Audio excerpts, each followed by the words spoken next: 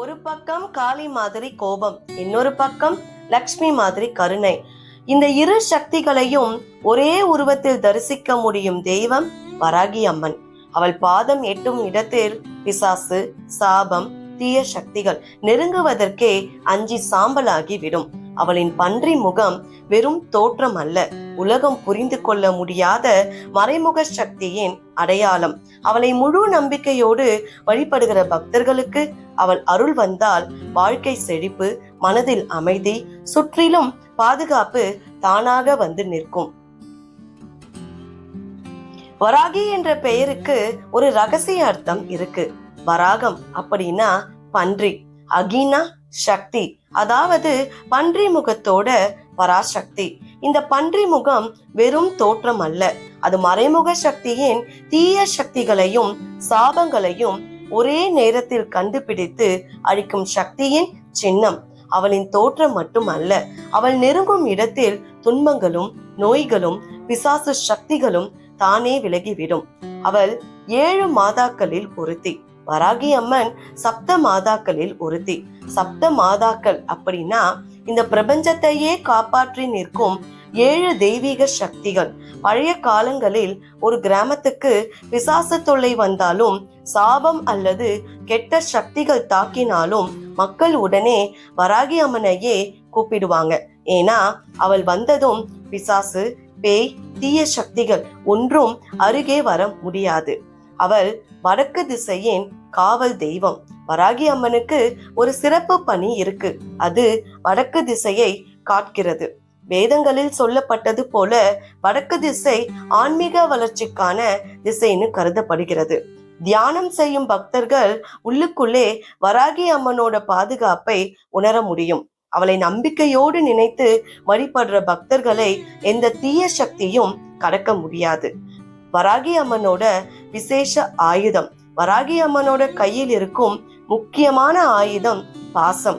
அது ஒரு சாதாரண கயிறு இல்ல. நம்ம வாழ்க்கையில இருக்கும் கர்ம பிணைப்புகளையும் அடிமைத்தனத்தையும் வெட்டி ஆன்மாவை விடுவிக்கிற சக்தி. பல பக்தர்கள் சொல்வாங்க, அம்மனோட பாசத்தால என் வாழ்க்கையில இருந்த சாபங்களும் தடைகளும் உடைந்து போச்சுன்னு. அவள் உருவம் பன்றி முகம். பலருக்கு வராகி அம்மனுடைய பன்றி முகம் கொஞ்சம் பயமா தோன்றும். ஆனா அதுக்குள்ள ஒரு பெரிய அர்த்தம் இருக்கு.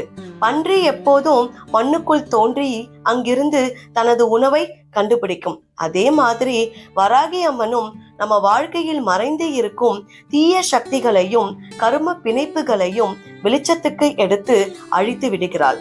அதனால்தான் அவளை மக்கள் கரும சாப நிவாரணி என்று அழைக்கிறார்கள். காளியோட கோபம், லக்ஷ்மியோட கருணை. வராகி அம்மன் என்பது 2 சக்திகளின் சங்கமம். ஒரு பக்கம் காளி மாதிரி கொதிக்கும் கோபம் கொண்டு தீய சக்திகளுக்கு தண்டனையையும் அழிவும் அளிக்கிறாள். மற்றொரு பக்கம் லக்ஷ்மி மாதிரி கருணையோடு அவளை நம்பும் பக்தர்களுக்கு செழிப்பும் பாதுகாப்பும் சந்தோஷமும் அருள்கிறாள். அதனால்தான் வராகி அம்மன் அழிக்கும் சக்தியையும் காக்கும் சக்தியையும் ஒன்றாக கொண்ட தெய்வமாக கருதப்படுகிறாள். மந்திர ரகசியம்.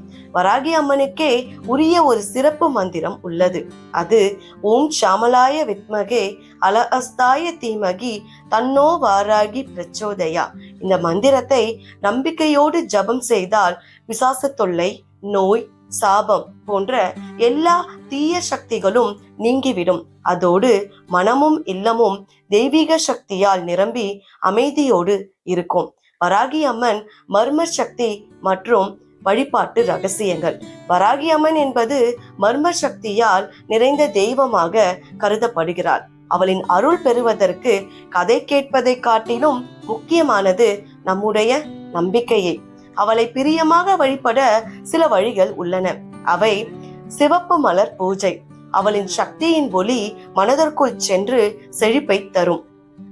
எள்ளெண்ணெய் தீபம் மனதுக்குள் மறைந்து இருக்கும் தீய சக்திகளை எரித்து கரைக்கும்.